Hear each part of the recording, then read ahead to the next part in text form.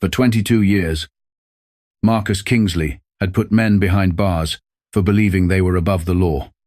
He never imagined that a Tuesday afternoon at a car wash would test whether the law applied to the men enforcing it. The heat that August afternoon in Millbrook Falls sat thick and heavy, the kind that made the asphalt shimmer and turned every parking lot into a slow oven. Judge Marcus Kingsley, appointed to the federal bench 11 years earlier. The first black judge in the district's history, had exactly one afternoon a month that belonged entirely to him. And this was it. No clerks. No docket.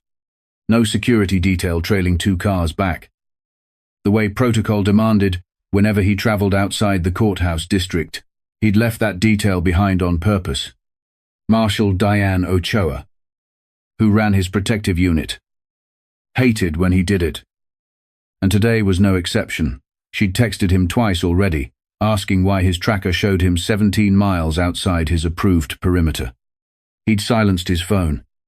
He was 51 years old. And some days, a man just wanted to wash his own truck without an armed escort idling in the next lane. He drove an old maroon F-150. A truck he'd bought, used the year he made partner at his old firm. Long before the robe and the Senate confirmation hearing and the 24-hour detail that came with a lifetime appointment and the occasional threatening letter forwarded quietly by the Marshals service without comment.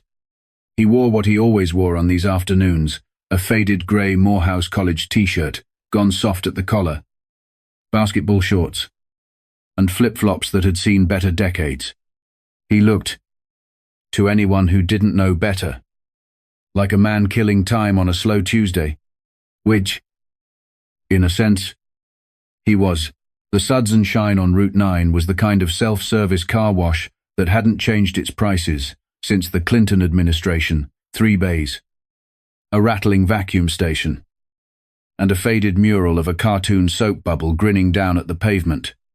Marcus pulled into the second bay, fed the machine a stack of quarters, and lost himself in the simple, mindless satisfaction of running a soapy brush over 20 years of highway grime. The radio in his truck was still playing low, tuned to a jazz station out of the county seat. For 20 minutes. There was no docket, no clerks, no threats folder sitting unopened in his chambers. Just soap, water, and the particular piece of a task with a clear beginning and end. He didn't notice the patrol car until it was already idling at the entrance to the lot. Deputy Dale Whitcomb had been parked across the street at a gas station for the better part of an hour, working through his third energy drink and a mounting frustration that had nothing to do with the heat.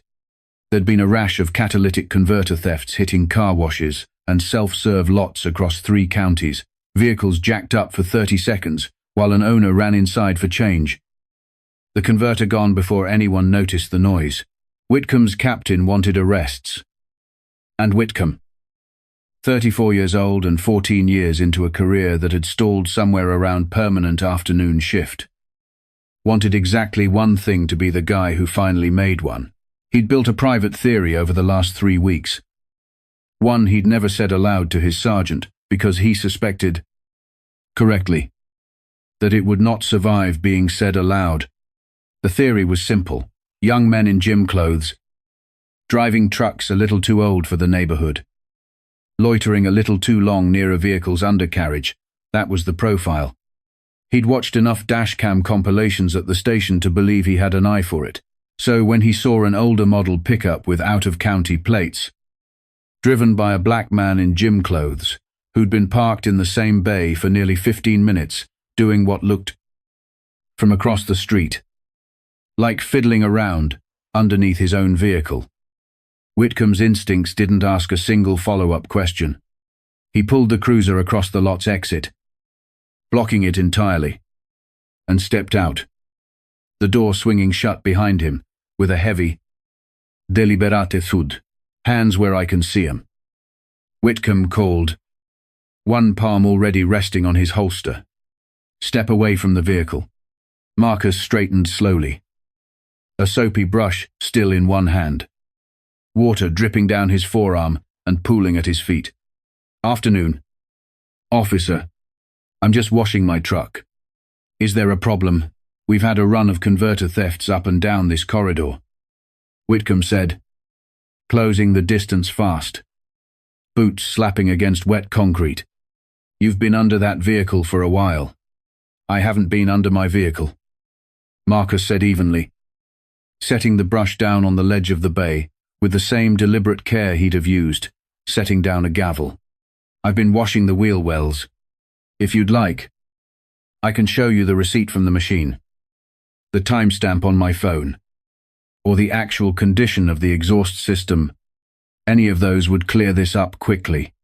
Don't move toward anything. Whitcomb's hand tightened on the holster's grip. You do. Now. Marcus considered. For half a second. Simply saying it, I'm a federal judge, and letting the sentence do the work it usually did in rooms full of strangers who recognized his name if not his face.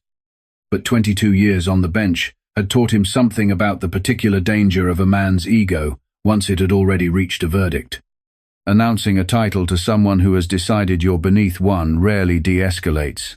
It usually just changes the shape of the humiliation. He decided, instead, to establish the record the way he always did in his own courtroom, carefully, methodically, and in a way that would hold up regardless of who was listening. My identification is in the glove box of my truck, Marcus said. Before I reach for it, I'd like to understand what specific, articulable suspicion you have to detain me. Have I been reported for anything? Or am I simply matching a general description? Whitcomb's jaw tightened. The vocabulary articulable suspicion landed on him the way it always landed on officers, unaccustomed to hearing it from someone they'd already decided didn't belong in this parking lot, let alone in possession of legal terminology. You're going to lecture me on reasonable suspicion in a car wash parking lot? I'm asking a question. Officer, turn around. Whitcomb's voice cracked louder now, drawing the attention of the lone attendant across the lot, a teenager named Cody, who'd stopped restocking the vacuum coin machine to stare, his phone half raised out of some instinct he couldn't fully explain even to himself later that evening. Hands on the hood, Marcus turned, slowly, and placed his palms flat against the warm, wet metal of his truck's hood. The metal had been baking in the August sun for 20 minutes. It burned faintly against his skin. I am complying, he said, loud enough for anyone nearby to hear clearly. His voice pitched with the same clarity he used when reading a verdict aloud to a silent courtroom. I want it on the record that I have not been informed of a specific crime, and that I have offered my identification twice. Shut it, Whitcomb snapped, grabbing Marcus's wrist and wrenching it behind his back with more force than the moment called for. The second wrist followed, yanked up hard enough that Marcus felt something pull sharply in his shoulder. The cuffs clicked shut, biting into skin that had spent 2 decades signing court orders. Not wearing them. You people always got a speech ready, Whitcomb muttered, low enough that only Marcus could hear it. The words, carrying a specific, practiced contempt that suggested this was not the first time he'd used them. I'm not resisting, Marcus said, his voice steady, despite the sharp bite of metal at his wrists and the throbbing ache spreading through his shoulder. You are making a serious error.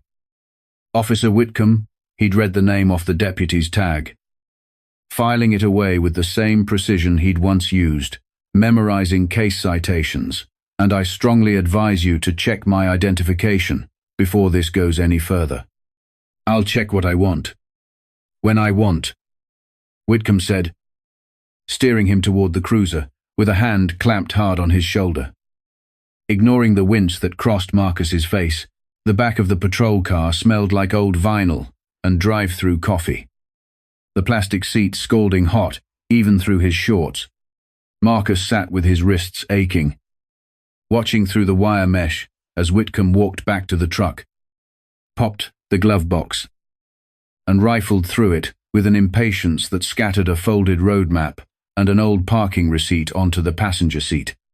He pulled out a slim leather case, expecting a driver's license. Instead, gold caught the afternoon sun, a federal seal, embossed cleanly into leather. And beneath it, in formal block letters, United States District Court Chambers of the Honorable Marcus A. Kingsley. Whitcomb stared at it for a long moment. The kind of moment where a man's stomach drops out from under him before his brain has finished processing why. He turned the case over once, as if the back might reveal it was a joke. A novelty item. Something explainable. It wasn't. He carried it back to the cruiser like it might be a trick, opened the driver's door, and held it up toward the rearview mirror so Marcus could see he'd found it. This is real. It is, Marcus said quietly, and I'd suggest you radio your dispatcher immediately. Deputy. Because that credential is registered with an automatic notification protocol through the U.S. Marshals Service. You have a very small window to correct this yourself before it corrects itself. Whitcomb didn't fully understand what that meant. Not yet. He climbed into the driver's seat. Radio mic in a trembling hand. His earlier bravado already curdling into something closer to dread. Dispatch. This is Unit 7. I've got a subject in custody at Suds and Shine on Route 9. Need a plate run and a name check. Kingsley. Marcus Kingsley. There was a pause on the line. The sound of a keyboard clattering somewhere in a dispatch office 20 miles away. Then the dispatcher's voice came back, and every trace of routine boredom had drained out of it. Unit 7 say, again your exact 10 to 20. No. That name just triggered a federal protective flag. I need you to confirm the subject's condition immediately. Whitcomb's hand tightened on the mic. He's in custody. Cuffed. What kind of flag? Stand by. The dispatcher said, and the line went dead for 6 of the longest seconds of Deputy Dale Whitcomb's career. What Whitcomb didn't know, because it had never once crossed the mind of a rural sheriff's deputy to ask, was that federal judges who'd received credible threats were assigned a protective detail through the U.S. Marshals Service. And that detail included a location transponder embedded in a judge's personal effects, designed to trigger an alert the moment its wearer deviated too far. For too long, from an approved route without checking in, Marcus had missed his check-in by nearly 40 minutes. Marshal Diane Ochoa had been trying to reach him since the second unanswered text, and had finally done what she always swore she wouldn't: quietly followed his last known route at a distance. Close enough to intervene. Far enough to give the judge the illusion of privacy he so stubbornly insisted on. Ad doi patruzeci și șapte M. An alert lit up on Ochoa's phone as she sat in her SUV 3 streets over. Protectee deviation. No check-in location. Suds and Shine. Route 9. She was moving before the second line of text finished loading. Radio already keyed to the Regional Marshals Service command post. This is Ochoa. I need eyes on Judge Kingsley's last transponder ping, and I need local law enforcement contact information for that jurisdiction. Right now. We have him, came the reply. Stationary at a car wash on Route 9 for the last 20 minutes. Wait, location just moved. He's in a vehicle. Not his own plates come back to the county sheriff's department. Ochoa's blood went cold. He's in a police car. Confirmed. Dispatch logs show a Deputy Whitcomb requesting a name check on the judge approximately 90 seconds ago. Get every available unit rolling, she said, already pulling out of her spot. Tires chirping against the hot asphalt. And patch me through to that dispatcher directly. I want confirmation. The judge is uninjured before I hang up this radio. Back in the cruiser. Whitcomb sat frozen. The radio silent in his hand. When 3 black SUVs and a pair of unmarked sedans came screaming around the corner in tight, disciplined formation, and boxed his patrol car in from every angle at once. Doors flew open before the vehicles had fully stopped.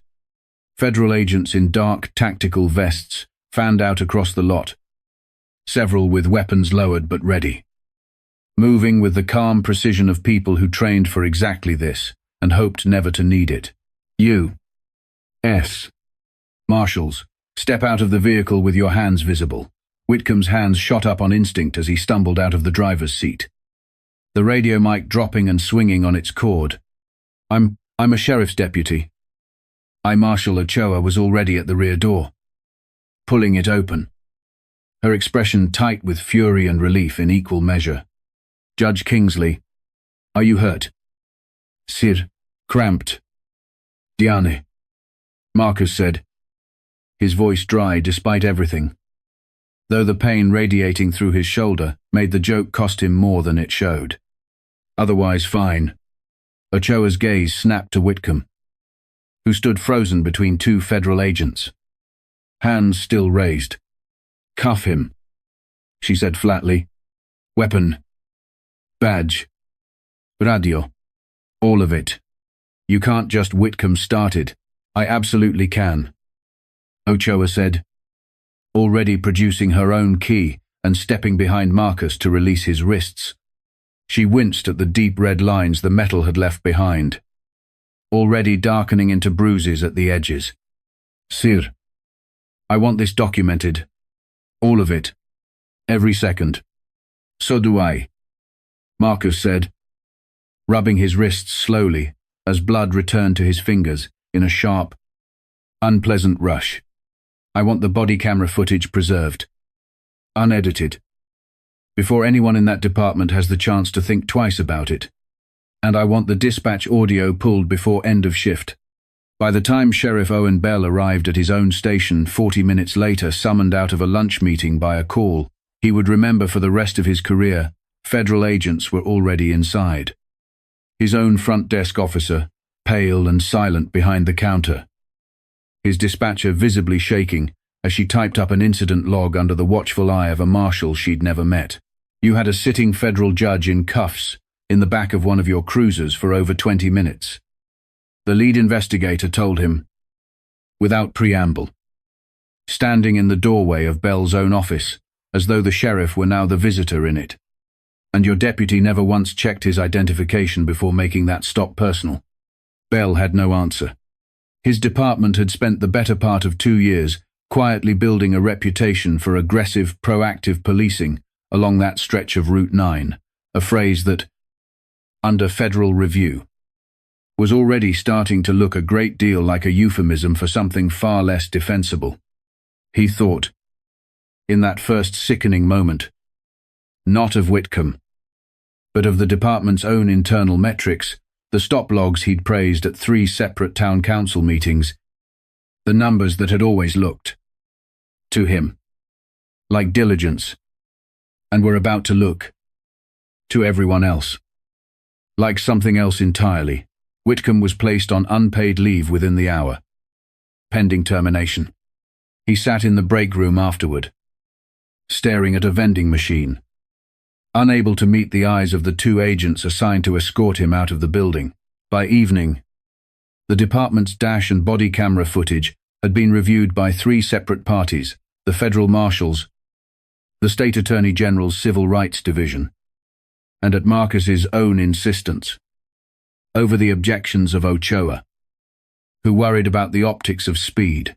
A reporter from the regional paper granted access under strict chain of custody terms. The footage was unambiguous. A man standing calmly with his hands raised, twice offering identification before he was ever cuffed. A deputy who invented a justification for the stop after the fact, one that didn't match any actual dispatch alert about converter thefts that day. Whitcomb, it turned out, had never actually received a bulletin naming that make or model of vehicle at all. He had built the justification retroactively, the way a man builds a bridge after he's already fallen into the river. That detail, the fabricated justification, confirmed by a records request, the very next morning was what turned a bad stop into a criminal referral. By Thursday, the county district attorney's office had opened a formal inquiry into Whitcomb's stop history going back 3 years. And the numbers, once pulled, told their own uncomfortable story. A pattern of stops concentrated overwhelmingly on black and Hispanic drivers along a 5-mile stretch of Route 9. A pattern no supervisor had ever flagged. Because no supervisor had ever been asked to look, the story did not stay contained to Millbrook Falls for long. By Wednesday morning, a grainy cell phone video shot by Cody, the car wash attendant, who'd captured the last 30 seconds of the arrest before Whitcomb noticed him and ordered him to put the phone away, had made its way onto social media. Stripped of context, but unmistakable in its content, a black man in gym clothes, hands raised, being forced against the hood of his own truck. Local news picked it up first. By Wednesday evening, it had become a story. 2 cable networks were leading with, though neither yet had the name of the man in the video. Only a caption, "Local officials investigating viral arrest video in Millbrook Falls." Marcus watched a segment of it, muted, in his own living room that night, and felt the particular vertigo of seeing himself reduced to a blurry figure in someone else's footage. Stripped of his name, his robe, his 22 years on the bench reduced entirely to the clothes he happened to be wearing. By Thursday morning, the name had leaked, and the story changed shape entirely. It was no longer a viral video about an unnamed man. It was a national story about a sitting federal judge. The county's police union released a statement within hours, careful and defensive in its phrasing. Deputy Whitcomb was responding to an active pattern of property crime in the area and followed standard procedure in securing the scene pending identification. It did not mention that identification had been offered twice before the cuffs were applied. It did not mention the fabricated bulletin. Marcus read the statement in his chambers the next morning, seated behind the same desk where he'd once read far more consequential documents with far less personal stake in their outcome, and felt something colder than anger settle over him, the specific, familiar cold of watching a system attempt, in real time, to protect itself. Marcus did not hold a press conference.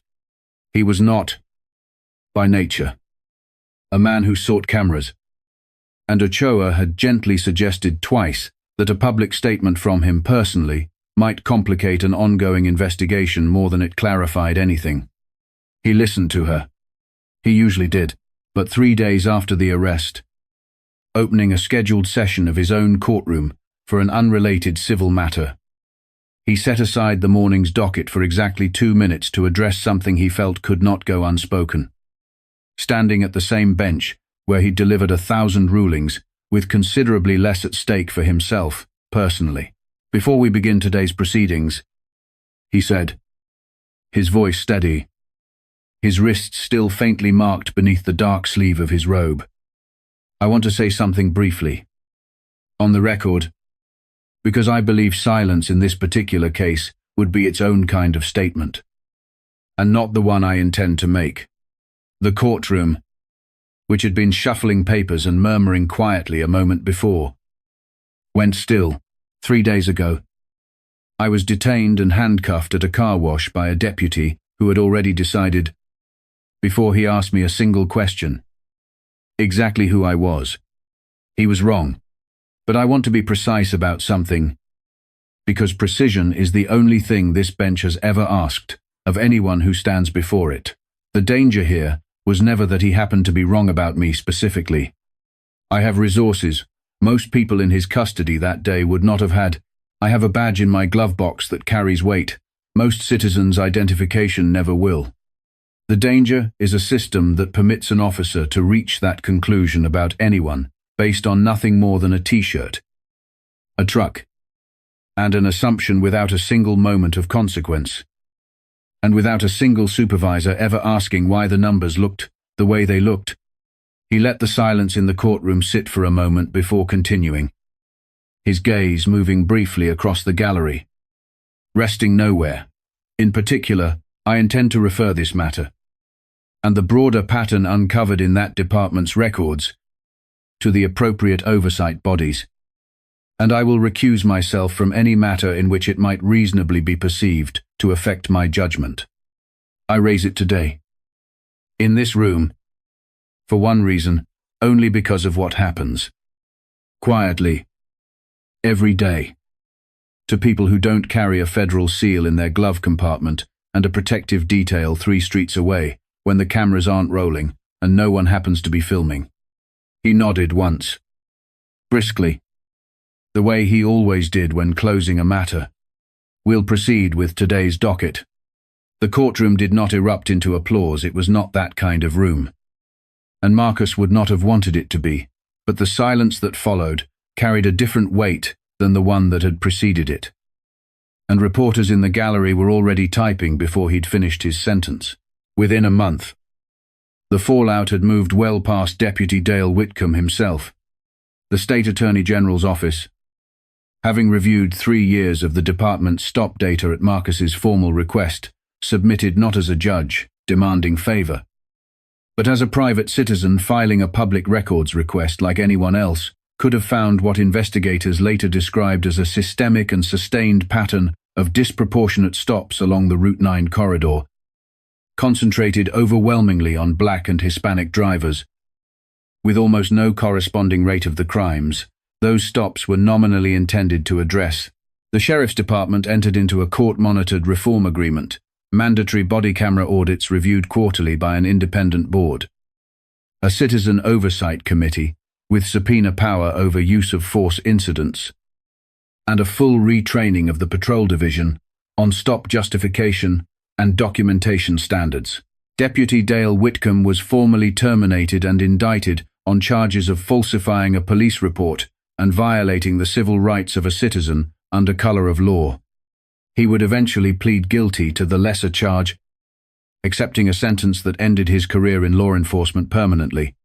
Sheriff Owen Bell, facing a wave of public scrutiny he had never anticipated and clearly had no appetite to weather, announced in September that he would not seek re-election.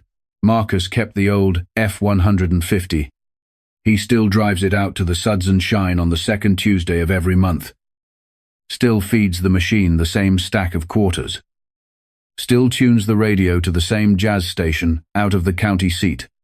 The only thing that's changed is small, and mostly invisible to anyone watching. Marshal Ochoa parks in the lot directly across the street now, instead of 3 blocks over, and neither of them argues about it anymore. Some afternoons, Cody, the car wash attendant, whose 30 seconds of unsteady cell phone footage had done more to change the department's culture than a decade of internal memos waves from behind the vacuum station. And Marcus waves back, and for 20 minutes, there is nothing more complicated in the world than soap, water, and the particular piece of a task with a clear beginning and end